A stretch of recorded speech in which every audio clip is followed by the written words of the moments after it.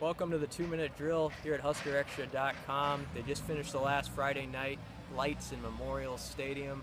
There were about 7,000 people here to watch camp. Talking about practice, as Allen Iverson would say, the fans turned out. Mike Riley said he hoped for 10,000 on Twitter. They got pretty close to it, and they got a pretty good show. Five-star defensive end Micah Parsons, I would say, stole the show. Not just as a defensive player, but he was having fun, like running routes as a wide receiver. He actually toasted a couple four-star defensive backs for touchdowns on a few routes. Of course, Bookie, radley-hiles, the cornerback, is a fan favorite. That remains. He was a fan favorite at this event a year ago, and he didn't disappoint again. The first one-on-one drill he had with a wide receiver, he picked off a pass. He ran a few routes, caught a few balls.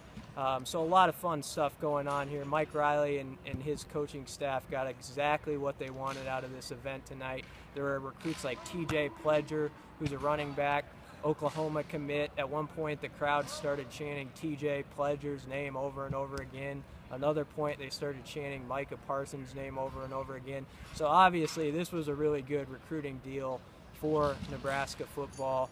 A couple of housekeeping items aside from the camp. There is one injury update to a current Husker, Avery Roberts, the true freshman linebacker. He had a very good spring. He sprained some ligaments in his foot, and it's about a 6-week injury. Riley said he hopes he's back by fall camp, so it doesn't look like it's going to wreck his season at all. He also talked about new safeties coach Scott Booker, who's replacing Bob Elliott, and he said how that's just a seamless fit. You know, Scott Booker's a guy who coached with Bob Diaco at Notre Dame, has experience in his background as a defensive coach and working with special teams, so that's what he's going to do here at Nebraska. So Riley sees a fit there. He also talked about Keyshawn Johnson Jr. a little bit and said the door is still open for Keyshawn to come back. He's got to get right with a few things, obviously. He went back home to California with his family. He probably won't be here this fall, but there is the possibility he could come back at a later date.